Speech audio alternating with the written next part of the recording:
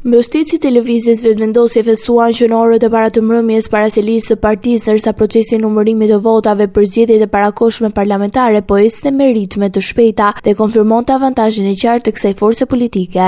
Atmosfera festive u shoqërua me praninë e kryetarit të partisë Albin Kurti, i cili ju drejtua mbështetësve me entuziazëm të fitores. Në një konferencë për mediat, Kurti theksoi se fitoria i përket qytetarëve të Kosovës dhe se vendi ka nevojë për stabilitet institucional dhe bashkëpunim politik. Ai ftoi opozitarët për bashkëpunim në kuvend, veçanërisht për miratimin e marrëveshjeve ndërkombëtare dhe projekteve strategjike, duke nënvizuar se tashmë nuk do të ketë më bllokata në proceset parlamentare. Kurti vuri theksin dhe në sfidat ekonomike dhe integruese në procesin e Kosovës, duke përmendur planin e rritjes së bashkëpunimit evropian në vlerë 880 milionë euro, si dhe të marrëveshje me Bankën Botërore në vlerë 120 milionë euro. Ai tha se këto fonde përbëjnë mbi 1 miliard euro investime të rëndësishme për zhvillimin e vendit. Gjithashtu, Kurti u se pret një bashkëpunim më të ngushtë me Shqipërinë dhe theksoi se brenda këtij muaji mars, kuvendi do të duhet të zgjedhë presidentin e ri të Kosovës. Sipas rezultateve nga numërimi i 2.557 kutive të votimit, lëvizja vetëvendosje ka siguruar 49.30% të votave. Në vend të dytë rënditet Partia Demokratike e Kosovës me 21.01%, ndërsa e treta Lidhja Demokratike e Kosovës me 13.59%. Në këto rezultate vetëvendosja fiton 56 mandate në kuvend, 8 më shumë se në zgjedhjet e 9 shkurtit. PDK siguron 23 mandate, LDK 15 dhe AK